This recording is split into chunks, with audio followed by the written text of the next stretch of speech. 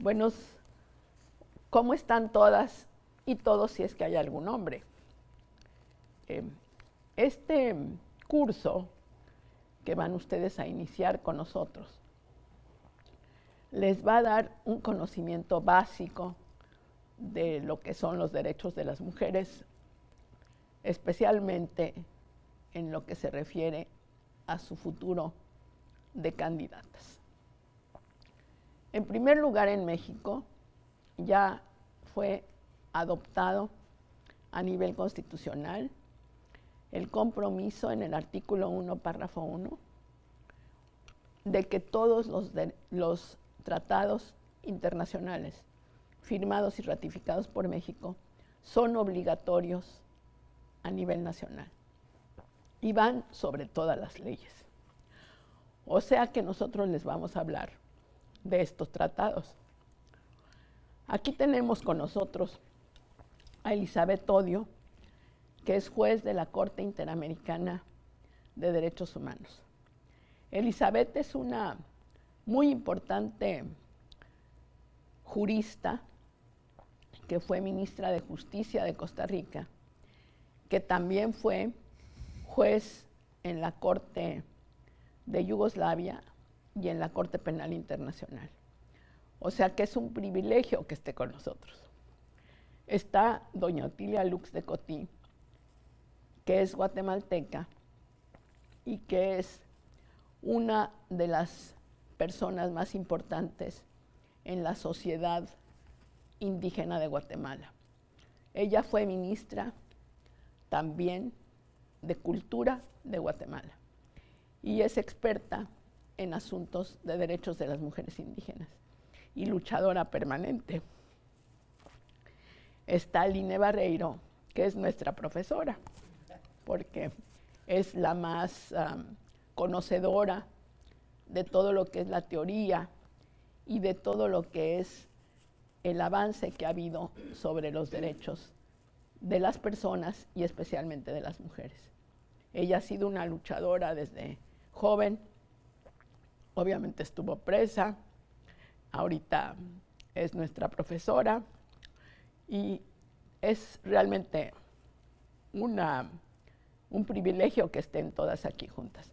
Y Luz Patricia Mejía, que está en la Comisión Interamericana de Mujeres, ella se encarga fundamentalmente de los temas de la Secretaría Técnica del MESECVI. Ya les vamos a platicar qué es eso del MESECVI y qué es eso de la Comisión Interamericana de Mujeres. Yo soy la secretaria ejecutiva de la Comisión Interamericana de Mujeres, soy mexicana, soy Carmen Moreno Toscano y me da mucho gusto que estén con nosotros. Para empezar sería bueno que platicáramos un poco de cómo se van formando los derechos de las mujeres. Entonces aquí, como la más sabia, debe ser Line o Elizabeth. Elizabeth tiene el micrófono. Elizabeth, platícanos un poco de esta gestación de los derechos. ¿Cómo empiezan a hacerse los derechos de las mujeres en la concepción? Cómo empieza la Comisión Interamericana, cómo se hace la Corte. Si repasamos la historia nos damos cuenta, Carmen querida, y muchas gracias por esta invitación que me permite además saludar con mucho cariño a todas y todos en México, un pueblo que para nosotros en América Latina y para Costa Rica en especial es muy importante, así que muchas gracias. Y muchas gracias a mis amigas y colegas por compartir este rato de conversación entre nosotras. Digo que si repasamos la historia, nos vamos a dar cuenta de que las mujeres hemos venido luchando por tener derechos en el orden político, en el orden civil, en el orden económico, desde hace muchos siglos. Yo siempre cito cómo en 1789 los franceses hicieron una revolución de libertad, igualdad y fraternidad, era su lema, y emitieron la famosa Declaración de los Derechos del Hombre y del Ciudadano. Hubo mujeres en Francia que creyeron que eso las incluía y que también eran derechos de la mujer y de la ciudadana. Pero a Olimpia de Gouges, que lo creyó y lo promulgó, la guillotinaron.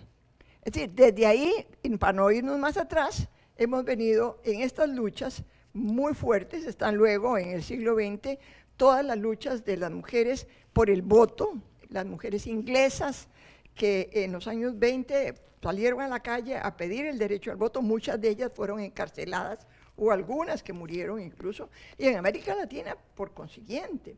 Las mujeres nuestras en nuestro continente han luchado siempre por los derechos políticos, pero también por los derechos civiles, por los derechos de nacionalidad, por los derechos económicos y por el principio fundamental de la igual dignidad y la igual libertad y los iguales derechos, que se han ido plasmando en instrumentos internacionales y en instrumentos nacionales. Yo creo también, Carmen, que este es un momento muy importante para rendir homenaje a la Comisión Interamericana de Mujeres, que fue el primer organismo que en América Latina comenzó una lucha en los años 20, está cumpliendo la Comisión Interamericana conocida como CIM, 90 años, y el primer documento que emitieron fue el de los derechos políticos de las mujeres. Fue realmente un paso de progreso enorme.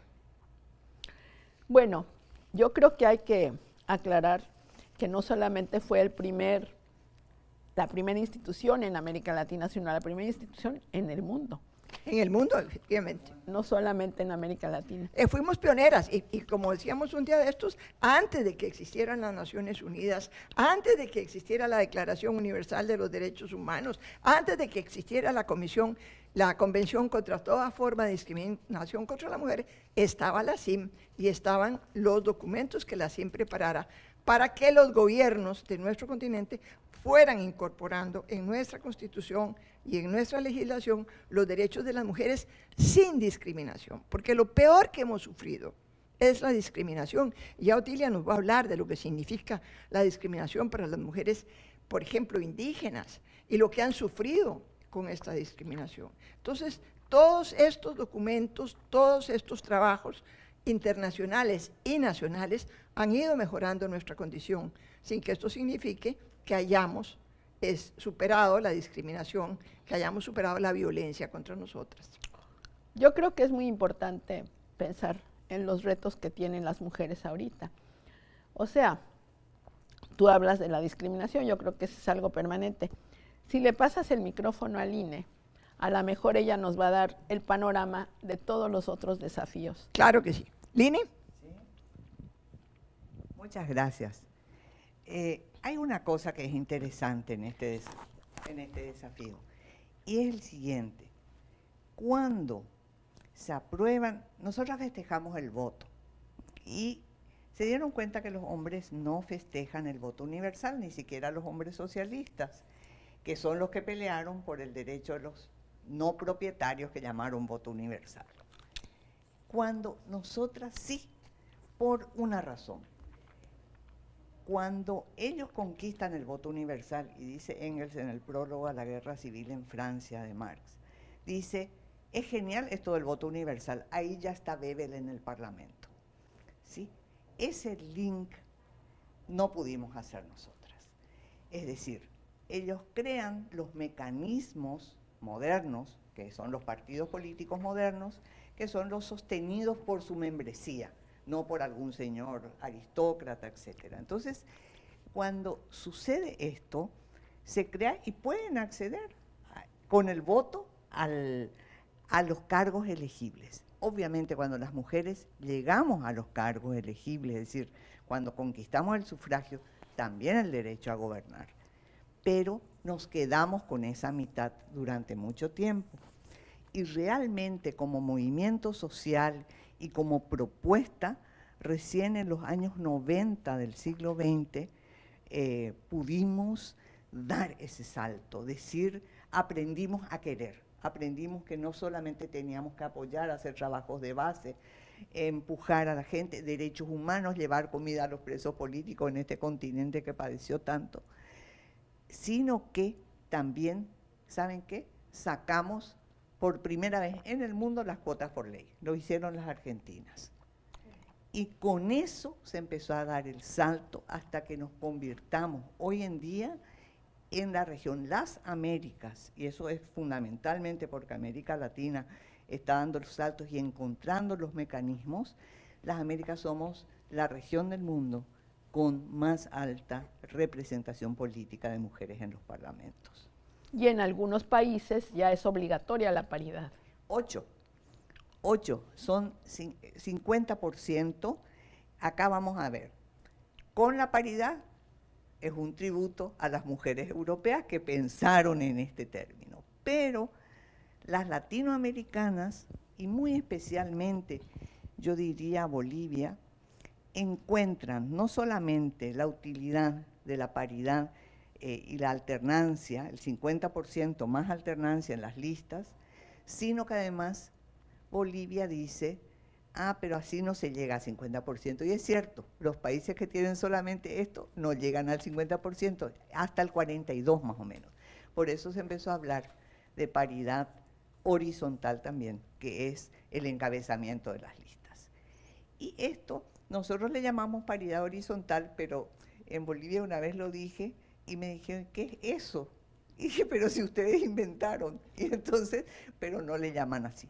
Pero ellos sí lograron, a través de mecanismos, como pudieron ser los partidos políticos antes, lograron que los sistemas electorales pudieran dar 50%. Y miren, está funcionando bien la paridad justamente en México.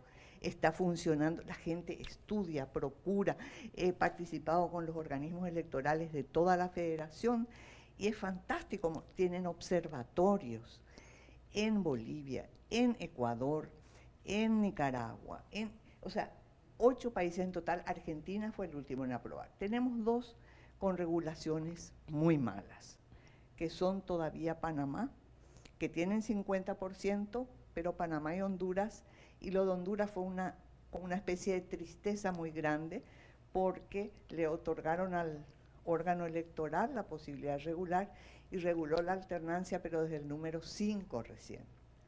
Con lo cual, obviamente, hay partidos que 4 llegan, hombres. claro, que llegan a tener 1 o 2 diputados, nunca va a ser una mujer. Entonces, esto es como un tema central para nosotras, porque, miren, yo creo que vamos a llegar al 2030 con leyes de paridad. Y le miro a Otilia, porque tengo esa penita tan grande de que Guatemala, a pesar de los esfuerzos de ustedes, todavía no logró. Ellas sí unían participación política general y de mujeres indígenas y no pudo conseguir esa paridad. Y además hay algunas cuestiones así. La misma norma puede tener efectos distintos. 30% en Argentina se convirtió en 37% y en Brasil bajó al 10%. O sea, el 30% no es garantía. Tiene que haber Estado de Derecho. Y yo le quiero pedir por eso a Otilia que nos cuente un poquito. A ver, doña Otilia. ¿Cuáles son esos obstáculos? Porque ellas sí que están con... Bueno, Vamos a gracias. escuchar sobre los obstáculos. Sí, muchas gracias. En primer lugar, un saludo fraterno para las mexicanas y los mexicanos, pero al país específicamente, porque siempre ha sido un país amigo, especialmente para los pueblos indígenas.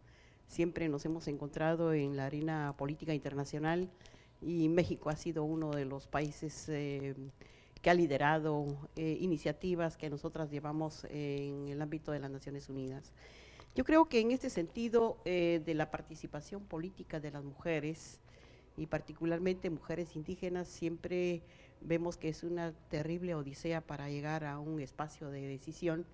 Y en el ámbito de la ley electoral y de partidos políticos que hemos impulsado en Guatemala, realmente hay obstáculos. Y uno de los obstáculos fundamentales prácticamente es el patriarcado que radica en un Congreso de la República, y esto no permite realmente en que una ley electoral y de partidos políticos sea reformado, como muy bien lo tenemos nosotras, especialmente las mujeres, propuesta en el ámbito de la paridad, alternancia e inclusión de mujeres y pueblos indígenas.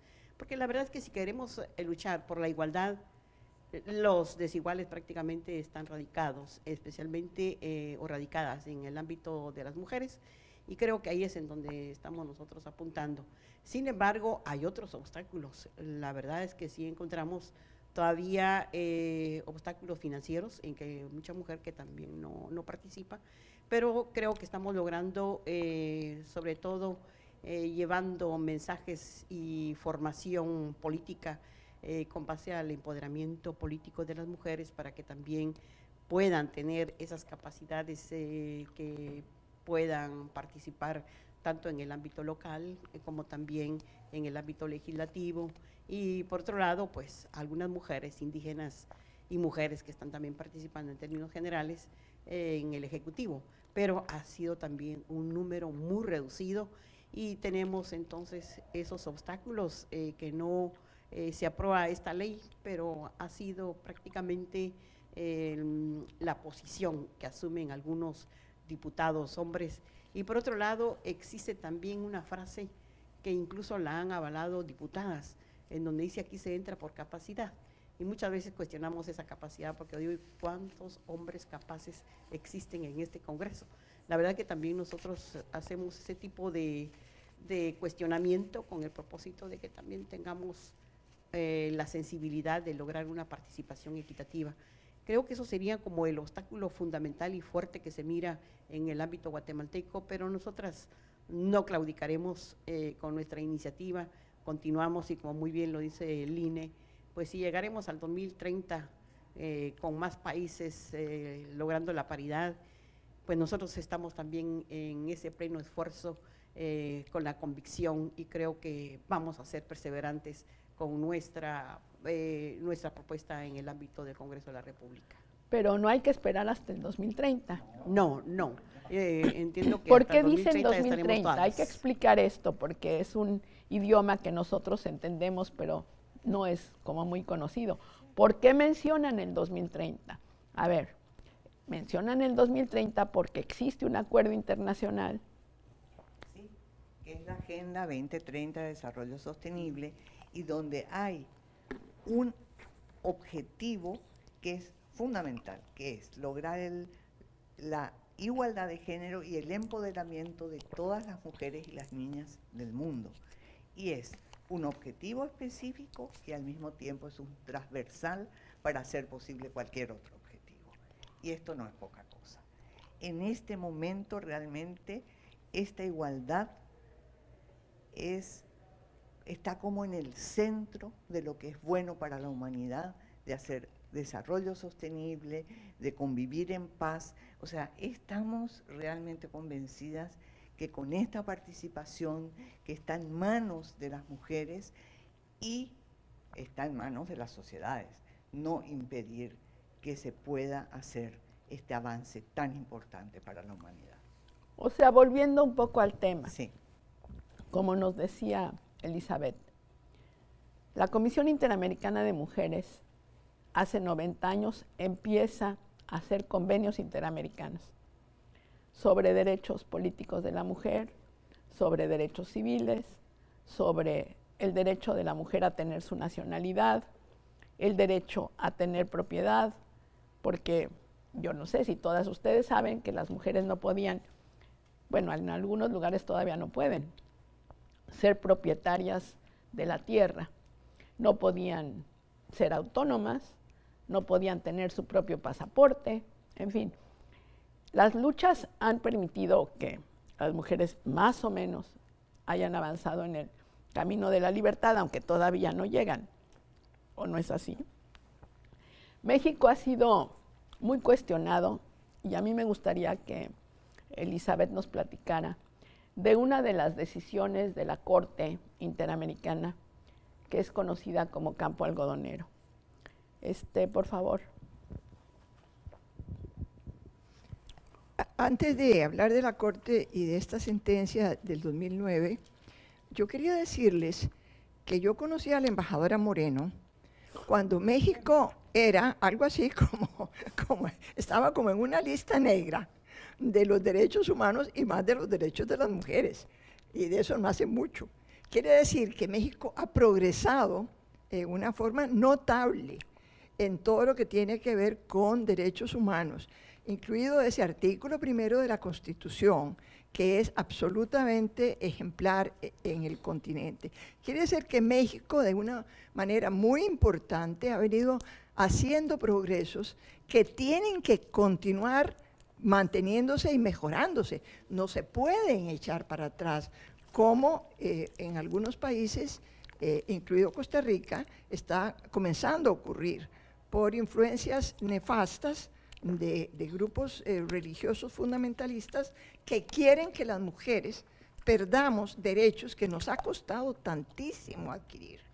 Bueno, la Corte Interamericana es un organismo judicial interamericano, no es una corte que está por encima de los países nuestros, sino que es complementaria de nuestras legislaciones nacionales, pero le da un ámbito internacional, un ámbito interamericano a sus sentencias. Viene de la Convención Americana de Derechos Humanos, ahí nació la Corte, comenzó a funcionar en el año 79 en Costa Rica.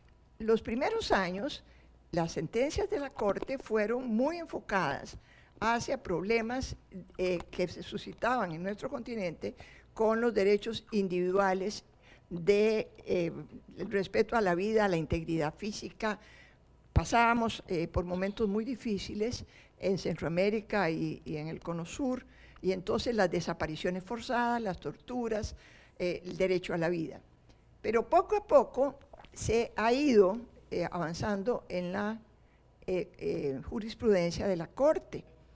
Y ya a partir de este siglo XXI se comienza a avanzar hacia los derechos de las mujeres en una forma mucho más clara, gracias también a una lucha que dio la Comisión Interamericana de Mujeres para obtener un instrumento internacional que es fundamental en nuestros países, que es la Convención para prevenir, sancionar y erradicar toda forma de violencia contra la mujer, que conocemos como Belén do Pará. En este instrumento internacional, que es obligatorio en todos nuestros países, está toda una serie de obligaciones que los estados han asumido para ir previniendo, eliminando y sancionando la violencia contra la mujer en todos los ámbitos, porque la violencia es la peor forma de discriminación que sufrimos las mujeres. Y la sufrimos en lo político, en lo individual, en lo económico, en lo educativo, en lo laboral. En el año 2009, la Corte emitió una sentencia que es famosa y que se conoce como Campo Algodonero, porque tenía que ver con el sitio donde se encontraron 3 jóvenes mujeres de la ciudad de Juárez que habían desaparecido y a las que inicialmente la policía no le dio ninguna importancia a esta desaparición. Después aparecieron con todo tipo de torturas y de violencia sexual. Esto se tramitó en los tribunales en México y finalmente llegó a la Corte. En la Corte se dictó una sentencia en donde se hace un análisis muy claro de todos los derechos que las mujeres tenemos a ser tratadas con dignidad, a ser respetadas en todos los ámbitos y sobre todo a ser protegidas por todas las autoridades de todo tipo de violencia. La sentencia de Campo Algodonero le impone al Estado mexicano, y eso también se generaliza para los otros gobiernos de la región, una serie de obligaciones que tiene que ver con capacitar a los funcionarios de la policía, a los funcionarios judiciales, a los funcionarios administrativos, que tiene que ver también con los programas de educación. En fin, es todo un programa de políticas públicas para que logremos ir pues, hasta donde sea posible previniendo y erradicando la violencia. Una cosa muy importante que quiero destacar es que el gobierno de México fue acatando estas reparaciones que le impuso la sentencia, porque las sentencias de la Corte imponen unas reparaciones que los gobiernos tienen que acatar en favor de las víctimas.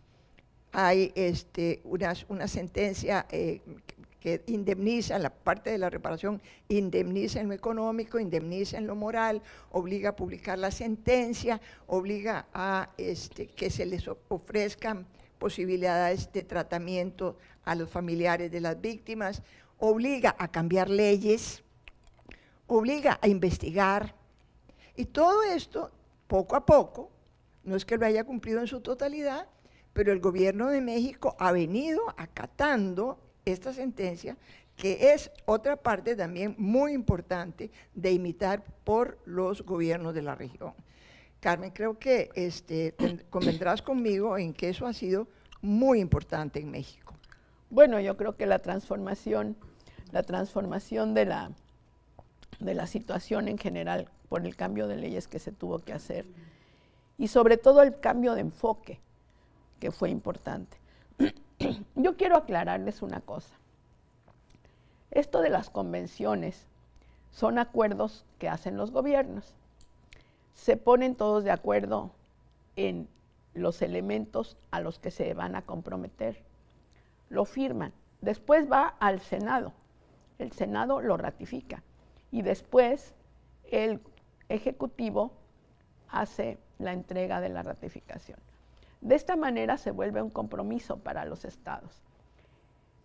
Tenemos, como acaba de decir Elizabeth, en la región, una convención que ha sido suscrita, ratificada por 32 estados miembros de la OEA.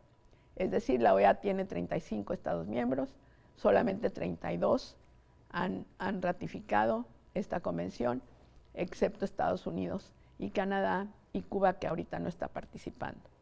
Entonces, tenemos una área dedicada exclusivamente a ver cómo avanzamos en el cumplimiento de la Convención de Belém do Pará, que cuando ustedes tengan tiempo sería bueno que la leyeran. Es más, vamos a darle unos links con algunos documentos para que ustedes puedan ampliar todo esto. Pero Luz Patricia, sería bueno que tú platicaras un poco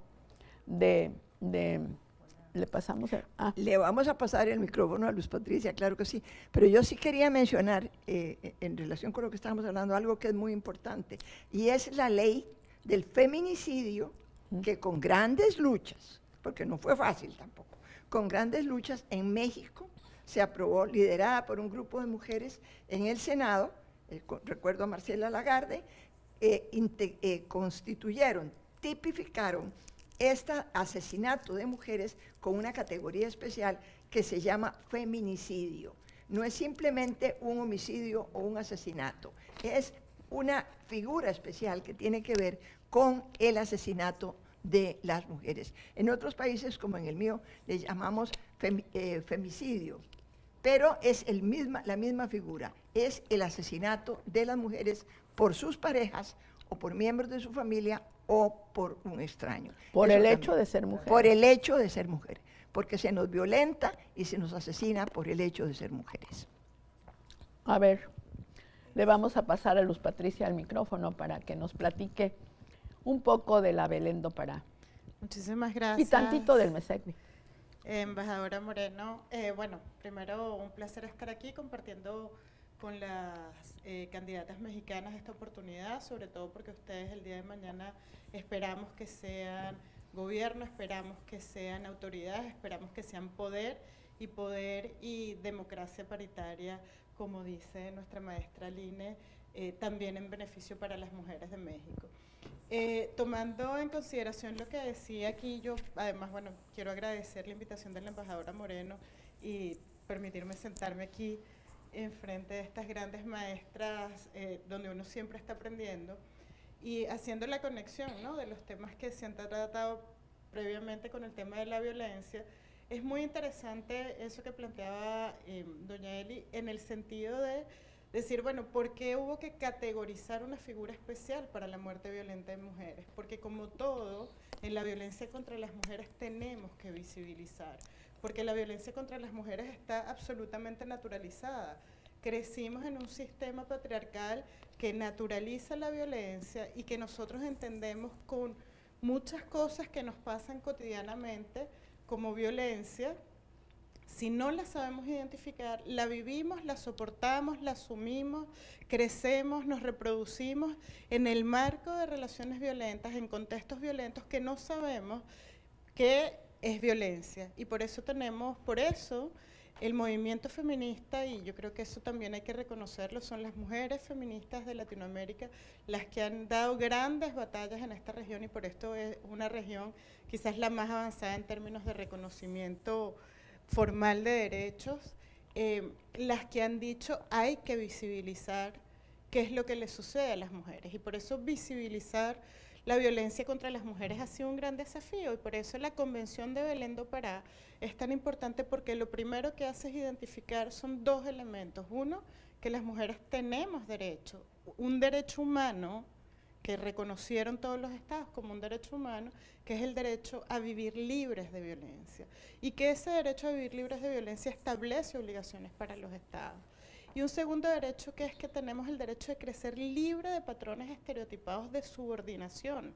Y ese quizás es un derecho que todavía tenemos que trabajarlo más a nivel regional, tenemos que identificarlo con más claridad, qué significa eso en términos de obligaciones de los estados partes, pero que también ha sido muy importante empezar a determinar cuáles son esos patrones de conducta estereotipadas de subordinación en las que crecemos, no solo en la educación, en la escuela, en el ámbito público y en el ámbito privado. Y por eso, en el tema de las candidatas es muy importante que las candidatas puedan identificar cuándo son víctimas de violencia. En ese sentido, también México ha ido avanzando en un protocolo de atención para los casos de mujeres víctimas de violencia en el ámbito político.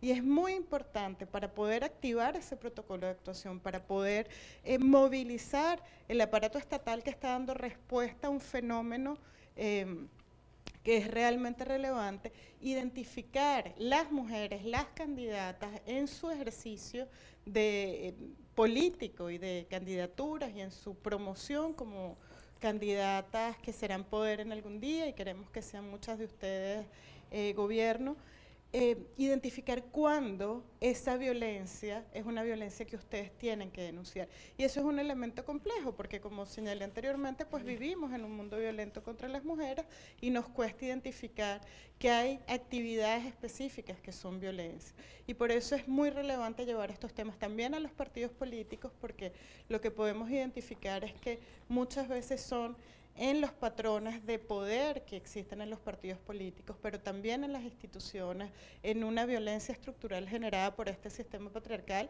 que no se identifica. Por eso es tan importante el protocolo de atención de la violencia contra las mujeres en México, donde se activan todas las autoridades mexicanas, las autoridades electorales, la Procuraduría, las Defensorías, el Instituto Nacional de la Mujer. Hay toda una estructura del Estado mexicano preparado y con normas que organizan las obligaciones que tienen que desarrollar para garantizar los derechos de las mujeres, sobre todo los derechos de ustedes como mujeres políticas, y eso quisiéramos que se pudiera replicar en todos los lugares, porque como bien dice la embajadora Moreno, a mayor participación de la mujer en el ámbito político, mayor violencia.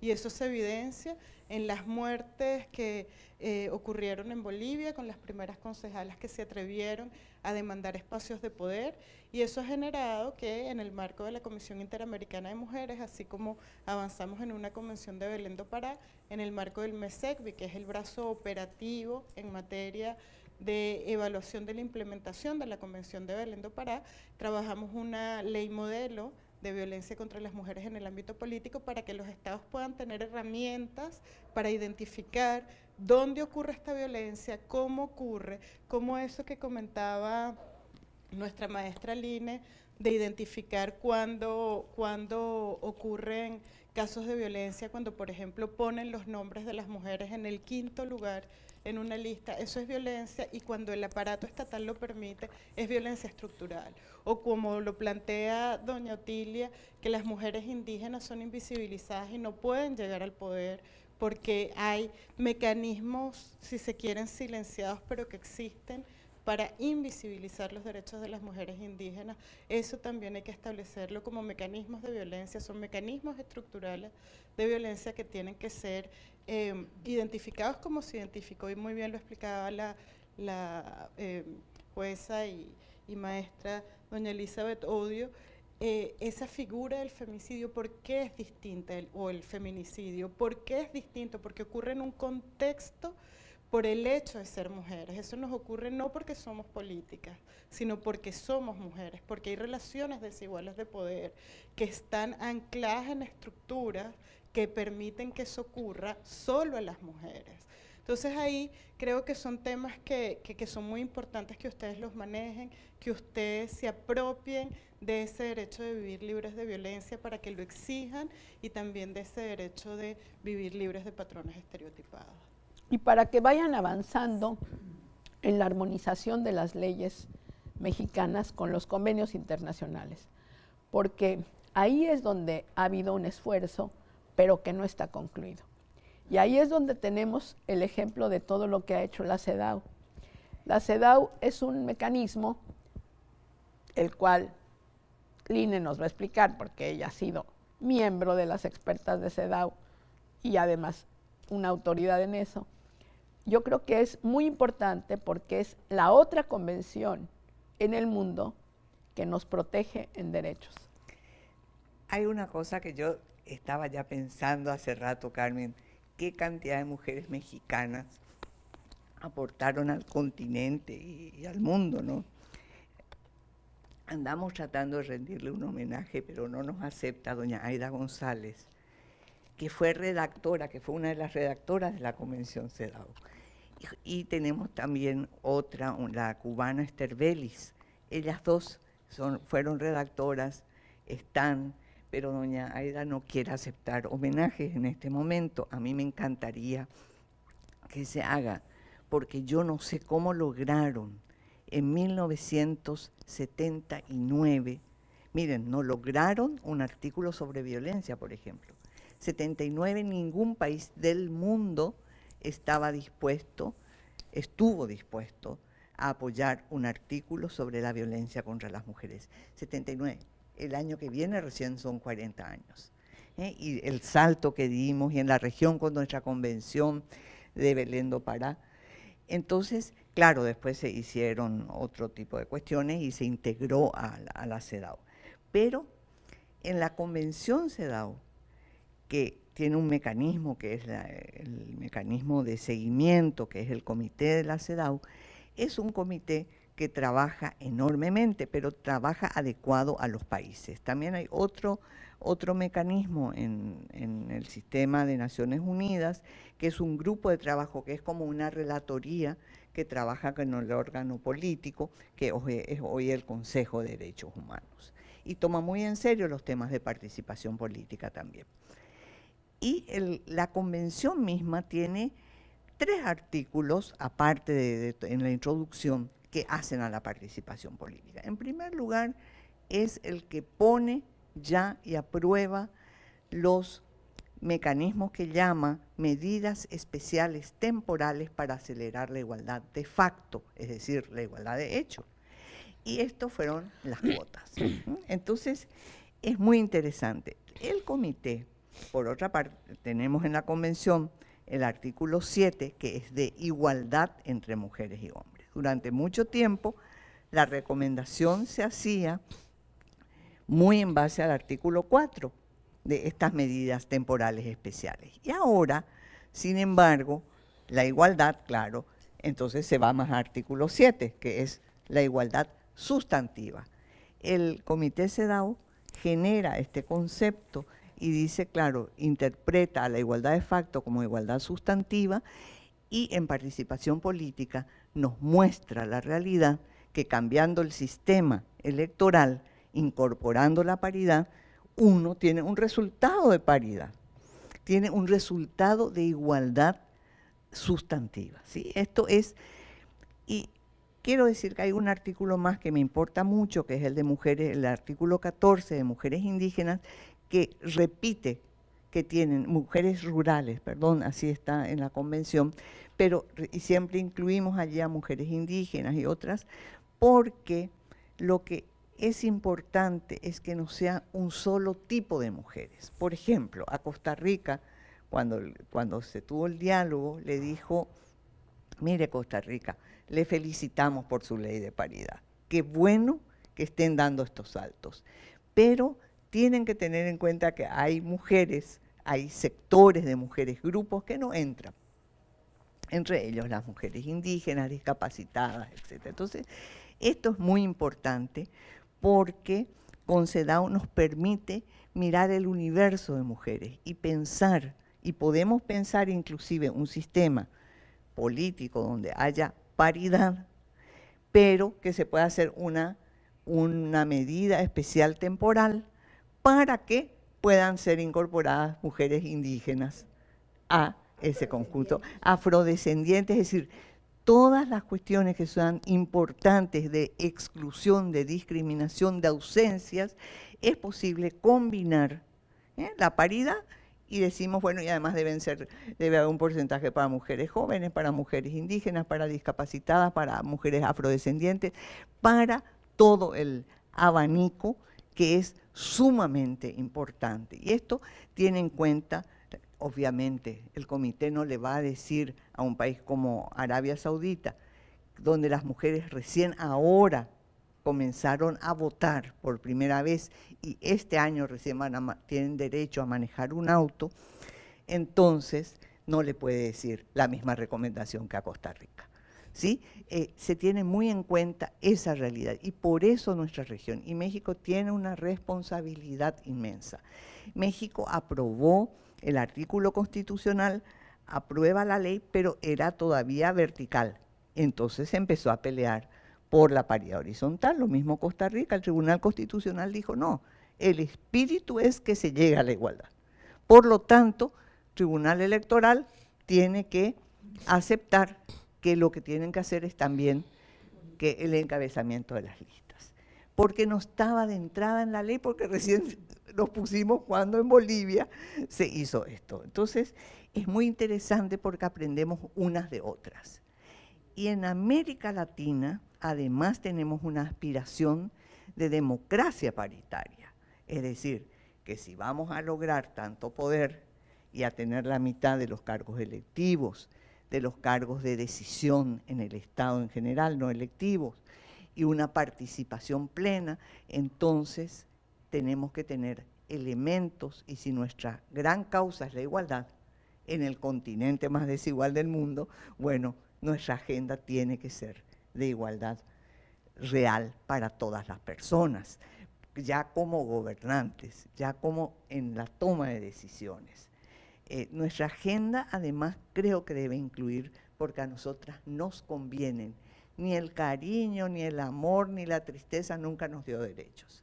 Siempre solamente tener bien atadito, tener leyes, pelear por la justicia, estar allí, y entonces sí podemos. Por eso que nos interesa tanto asegurar estos aspectos formales. Muchas veces dicen, ¿por qué quieren un formal? Porque esto es lo que nos asegura.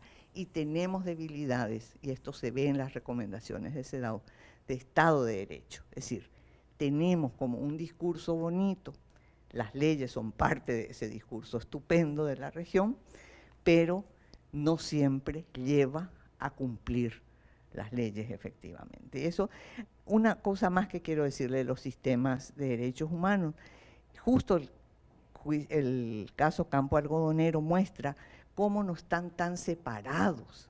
CEDAW no está tan lejos del sistema interamericano. La Corte Interamericana, allí en la parte de debida diligencia, dijo, inclusive si bien México no reconoció ni ante el comité ni la Corte que no tuvo la debida diligencia, sí lo hizo ante el comité CEDAW cuando hizo aquel informe sobre Ciudad Juárez. Entonces, no es que estamos seccionadas en una serie de sistemas que no tienen nada que ver uno con otro. Nosotros pertenecemos a diversos sistemas, pero finalmente lo que nos interesa a todos es un resultado de igualdad y de universalidad real de los derechos humanos. Y de justicia.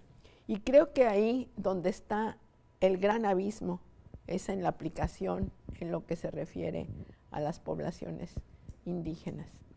Creo que ahí es donde está el mayor abismo en la aplicación de las convenciones. ¿Qué cree doña Otilia? Sí, por la misma situación estructural de discriminación y racismo que existe a lo largo de América Latina, por el mismo sistema colonizante, ¿verdad?, que todavía no ha podido erradicarse en nuestros países latinoamericanos, a pesar de la lucha que ha hecho, digamos, el movimiento feminista, el movimiento de mujeres, las mujeres indígenas y afrodescendientes, estamos prácticamente dentro del mismo ámbito del trabajo de esfuerzo que hemos hecho en cada uno de los países. Yo considero que todavía la presencia de la justicia o la equidad y la igualdad nos queda un largo periodo a las mujeres indígenas y afrodescendientes por la misma razón discriminatoria y racista que existe. Sin embargo, bueno, lo vemos como obstáculo, pero eso no nos limita realmente el esfuerzo. Creo que nosotros seguimos luchando para que las convenciones, tanto Belém do Pará como la CEDAW, sean realmente las convenciones que nos sirvan como el paraguas, digamos, la orientación con el propósito de que las legislaciones nacionales puedan ser coherentes a los compromisos ratificados por los estados y especialmente con la participación de la inclusión, sobre todo la paridad en el ámbito político. Hemos hecho labor, las mujeres indígenas que hemos tenido la oportunidad de llegar a los congresos de las repúblicas o parlamentos o senados también, porque ha habido alguna que otra experiencia mínima. Hemos hecho también esfuerzos conjuntos, especialmente con la ley contra el femicidio, que nosotros en el caso de Guatemala tomamos como referente lo hecho en México, especialmente con nuestra querida amiga Marcela Lagarde, también senadoras que llegaron a Guatemala a solicitud nuestra, con el propósito de conocer prácticamente interioridades de los procesos que se llevó la aprobación de la ley en México. Entonces adoptamos procesos y la verdad es que sí logramos en el 2008 la aprobación de la ley contra el femicidio, y esto también ha hecho visibilizar muchísimos casos en el caso de Guatemala. Es una ley que se tipificó en el ámbito de ese odio muchas veces que existe contra las mujeres y que llega prácticamente el hombre a asesinarlas, esa misoginia que expresan los hombres, ese rechazo hacia las mujeres. Creo que esto se tipificó incluso pues de 15 a 25 años de prisión para hombres que cometen este tipo de delitos. Sin embargo, hay otro tipo de legislación que nos ha apoyado muchísimo, como el caso de la ley de trata y explotación sexual de la niñez y adolescencia, que también fue otra de las iniciativas que sigue funcionando y que hoy estamos tratando de ver de cómo este tipo de ley también agilice procesos penales para quienes cometen este tipo de trabajo. Y así hemos logrado, por ejemplo, hoy tenemos una ley de identificar a los agresores sexuales, investigar su ADN, con el propósito también de que sean personas que se les prohíba ejercer algún cargo público si fuera funcionario o un cargo, por ejemplo, de maestro porque tiene contacto, digamos, con la niñez. Es decir, ese tipo de avances que hemos llevado nosotras las mujeres ha sido producto, por supuesto, también de los lineamientos que da la CEDAW, lineamientos que da Belém do Pará, porque de qué manera nosotros podemos prevenir, podamos nosotras sancionar. Yo creo que es por eso ese mismo ejercicio de promulgar leyes, pero que también se implementen. Y para esto se necesita, por supuesto, un presupuesto nacional para apoyar al sistema de justicia, la capacitación que deban llevar prácticamente las cortes, tanto magistrados, jueces, operadores de justicia y todas aquellas personas que están dentro del ámbito del ejercicio de la justicia. Pero también nosotros hemos recomendado que se incluya la normativa indígena, porque también hay otros procedimientos que puedan también no solo sancionar desde la comunidad al agresor, sino que también se busca la sanación de la persona afectada en ámbitos comunitarios. Yo creo que también esto es importante como ejercicio para la búsqueda de la justicia y la búsqueda de la igualdad de las mujeres. Hemos avanzado. Lo que pasa es que ahora estamos viendo algún tipo de participación de la sociedad en el ámbito de reducir la importancia de este tipo de leyes, porque la ven, digamos, como peligrosa, digámoslo así, de esta manera, y que afecta, por supuesto, a algunas personas que tienen el interés de reducirle la calidad a la ley. Yo creo que en este sentido no vamos a permitir nosotras las mujeres, hemos logrado, por supuesto, este tipo de iniciativas y que seguimos adelante. O sea que estamos en un momento muy crítico de avances y retrocesos, donde tenemos una gran cantidad de desafíos todos los días, en todos lados. Y lo que no debemos perder, yo creo, es este hilo conductor de los derechos de las mujeres. Y tampoco debemos perder que estamos hablando aquí con unas futuras candidatas a puestos de elección popular que un día van a estar gobernando y que no deben permitir retrocesos, porque el problema es ese, que se hacen acuerdos por cualquier cosa o hasta por dinero y se pierden los derechos. Y todos esos acuerdos van contra los derechos de las mujeres y los estamos viendo venir en toda la región. Y no queremos que eso pase en ningún lado.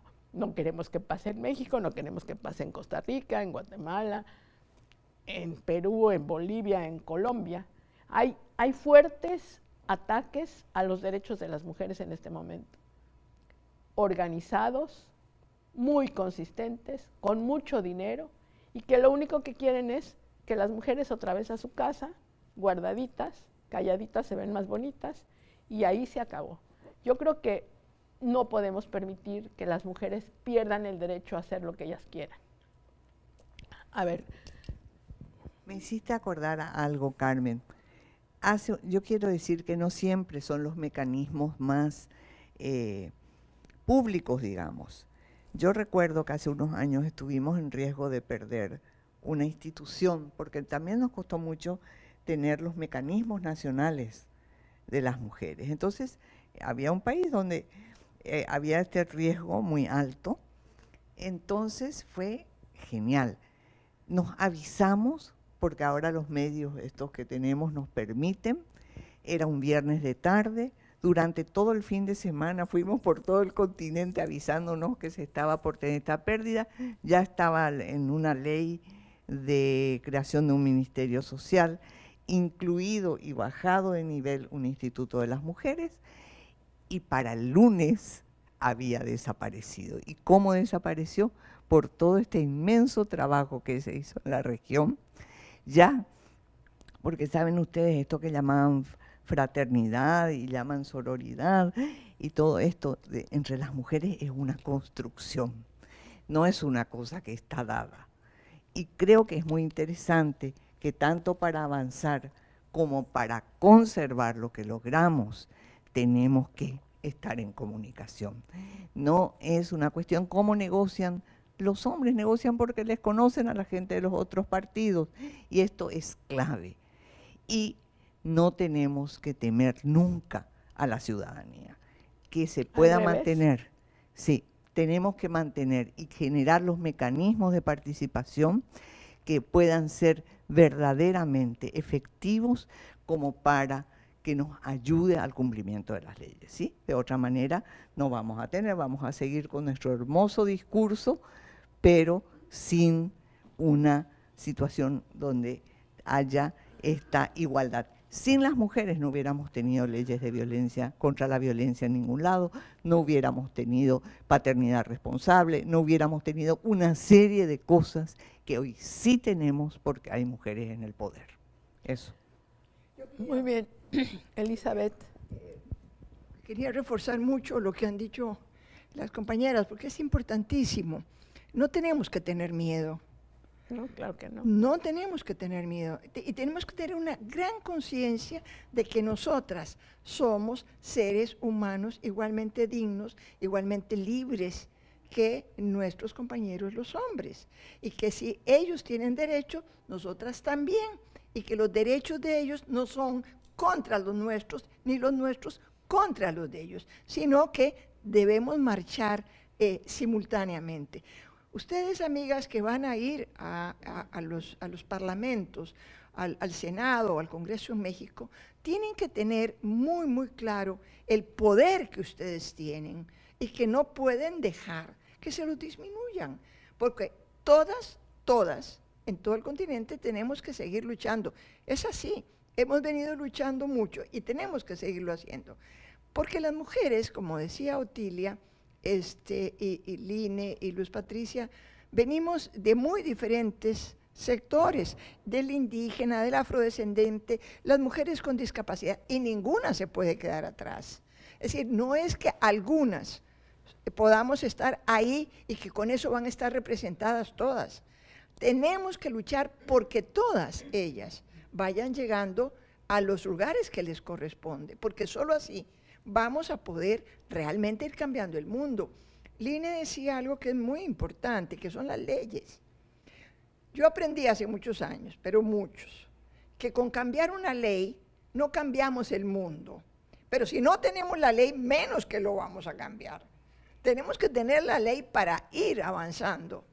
Y una cosa que, yo no sé qué piensan las amigas aquí, Carmen, pero que yo me he preguntado mucho también en estos días, cuando alguien me dice, bueno, la Convención de Belén es para prevenir, para sancionar, para erradicar. Pero ¿cómo se previene la violencia? Eso es un ámbito de trabajo muy importante. Yo creo que tenemos que establecer unas redes, como decía Line, de alerta temprana. Si uno ve señales en la casa, en la escuela, en la calle, que indiquen que se va a producir un deterioro de la condición de la mujer, tenemos que alertarlo. Si por ejemplo, le decía yo a esta amiga que me preguntaba, vos sos maestra, si un día a tu clase llega una chiquita o un chiquito lloroso, que no quiere comer, que no quiere jugar, ahí hay algo que hay que averiguar. ¿Qué le pasó? ¿De dónde viene? ¿Qué está pasando en su casa? Son señales de alerta. En la sociedad tenemos que tener mucha atención para esa alerta temprana e ir estableciendo redes de alerta temprana para de esa manera ir previniendo. Bueno, si en Guatemala pasa alguna cosa, si hubiéramos tenido alerta temprana en Guatemala, no se hubieran quemado vivas 50 criaturas como se quemaron, ¿verdad? Porque les fallamos, porque el sistema interamericano falló, pero también falló la sociedad, porque no tenemos estos mecanismos de alerta temprana que nos hagan acudir antes de que la desgracia ocurra. Entonces sí, ustedes, amigas que van a estar en estas posiciones, tienen el instrumental internacional, tienen el instrumental nacional, tienen el instrumental local, utilícenlo, examínenlo, vean cómo funciona, porque de esa manera podremos seguir avanzando, ¿o no, Carmencita? Bueno, yo espero que sí, porque si no, yo creo que va a ser muy complicado. Y como decíamos, de las leyes a la práctica, del dicho al hecho. Comparto totalmente con lo que dijo acá nuestra querida Elizabeth. Creo que si nosotros como sociedades, pero particularmente las mujeres que estamos con una sensibilidad enorme en relación a la igualdad de las mujeres, el conocimiento de nuestros derechos y sobre todo la prevención, la defensa, el hecho de hacer iniciativas de ley, comulgo con esto realmente, porque si las leyes no estuvieran realmente, estuviéramos en una plena tragedia, viviendo situaciones muy difíciles como lo vivimos en Guatemala con la guerra que tuvimos de 36 años, en donde hubo muchas mujeres violadas sexualmente y hubo muertes muy tremendas, incluyendo el genocidio en Guatemala. El genocidio contra los pueblos indígenas, particularmente contra el pueblo maya. Pero yo creo que en este sentido, las alertas tempranas, como dice Elizabeth, yo creo que es muy importante. A nosotros se nos escapó realmente esa situación de las 41 niñas quemadas el 8 de marzo, ya un año casi. Y la verdad es que sí fue bastante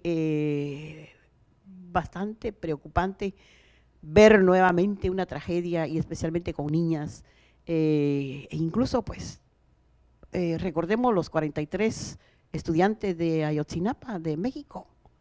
Recordemos a las mujeres que también fueron quemadas en Chicago. Recordemos tantas situaciones.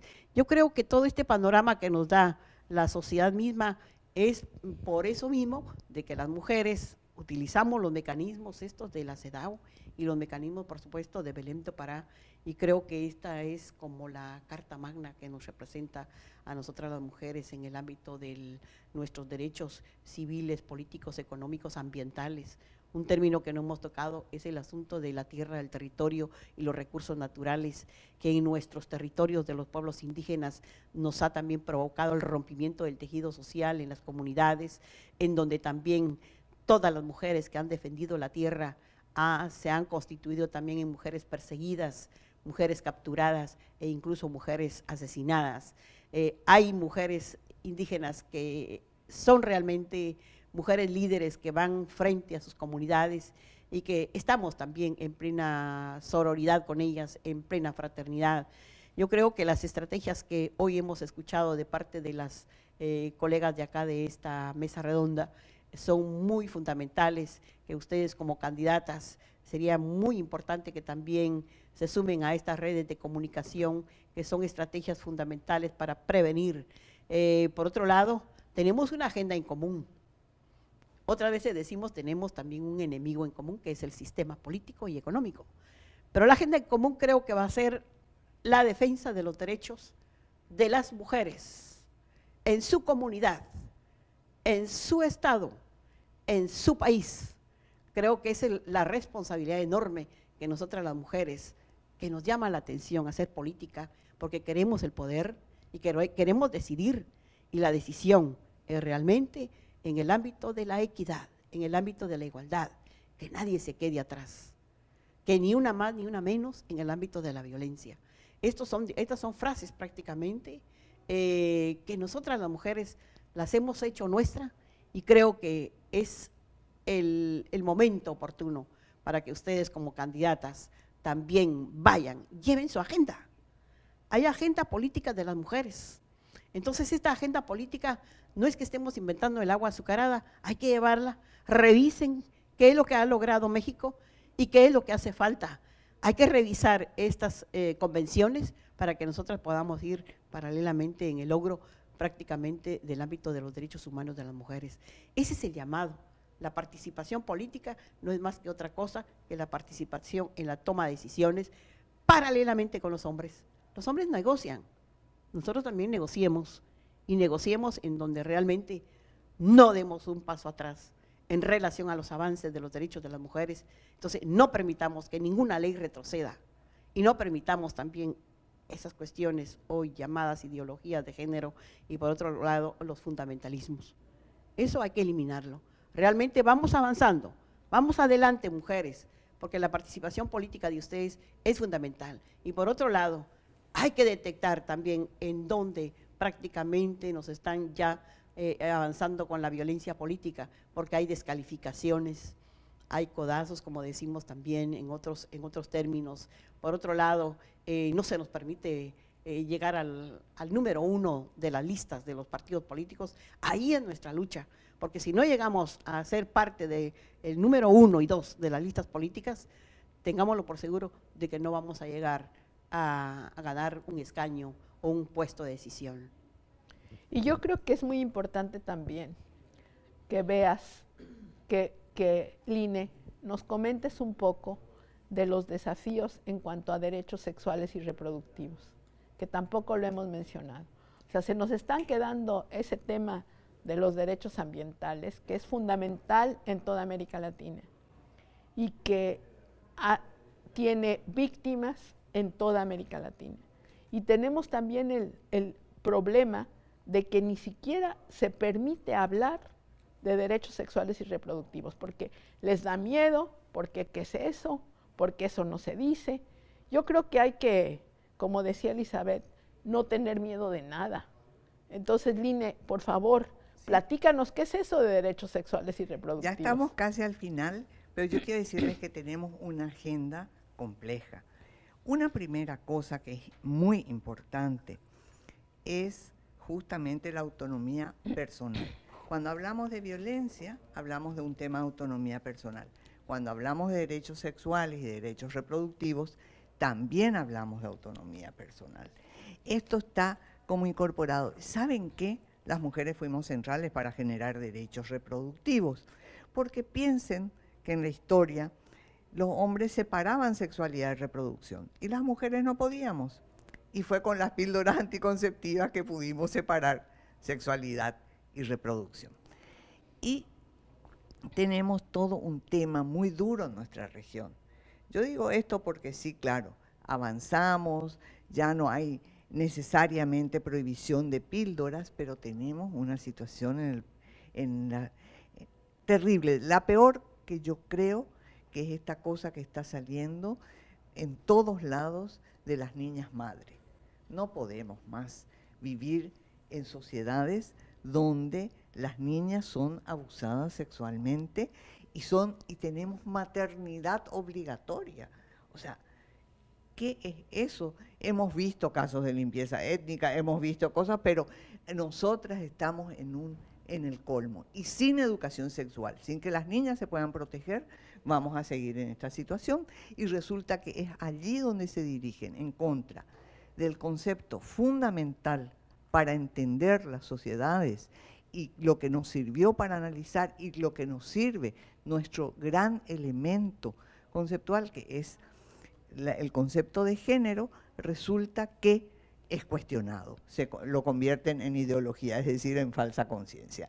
Y resulta que es el instrumento también de transformación. Lo mismo en los derechos reproductivos y en los derechos sexuales, que hacen a la autonomía personal, a la decisión de a quién amo, a quién no amo, con quién tengo relaciones sexuales, con quién no, cómo, cuándo, dónde, etcétera, sin ningún tipo de obligaciones. Allí está un núcleo duro, por supuesto, de los más duros, de todos los ataques que están recibiendo. Ponen inclusive a veces por delante y generando una situación como la prensa amarilla más o menos escabrosa, para después venir a continuación entonces contra los juicios de alimentos, contra toda esta cuestión impresionante. Se pone a veces un juicio por violencia y resulta que viene otro donde el hombre saca el mismo juicio. Bueno, este es un tema de agenda central. Dos, hoy no podemos perder esta disputa, este debate por la igualdad de género. No podemos, no podemos. Este es un concepto central para nosotros. Tres, tenemos ahora, inclusive no es solamente la acción política, también tenemos que pensar. ¿Y saben qué? Vamos a construir juntos una teoría, una propuesta de estados no patriarcales. Hasta ahora resulta que entramos a estados patriarcales y las mujeres salen corriendo muchas veces, espantadas, o no las reciben, o como Juana Quispe, a quien se recordó acá, las matan. Entonces, tenemos una necesidad de pensar más allá, y así como cuando estuvimos a partir de estar, logramos una serie de leyes y de políticas públicas y de mecanismos institucionales, entonces también tenemos que pensar cómo deberían funcionar los estados, cuáles son los obstáculos que tenemos que derribar para poder verdaderamente ser ciudadanas plenas en un continente que tiene todo para que tengamos esto, pero sin fundamentalismos, porque si no, no funciona, con toda la libertad religiosa y todas las igualdades. Yo creo que Luz Patricia tiene algo que decir. Sí, solo para, precisamente, escuchando aquí a las maestras de nuevo, yo creo que el gran valor que creo que tenemos que rescatar de la Convención de Belén do Pará, porque ya entendimos que la violencia atenta contra la integridad de la mujer, de nuevo yo insisto, en ese concepto tan progresivo que tuvo la Convención de Belén do Pará en el 94 de hablar de patrones de subordinación. Y ahí las candidatas tienen un rol fundamental cuando sean gobierno, cuando sean poder, cuando estén en el ejercicio de sus funciones, porque construir una sociedad libre de patrones de subordinación significa que nosotras como mujeres, ustedes como candidatas, ustedes como gobierno, tienen que reconocer esos patrones de subordinación que están en todos lados y que están sembrados desde la más tierna infancia.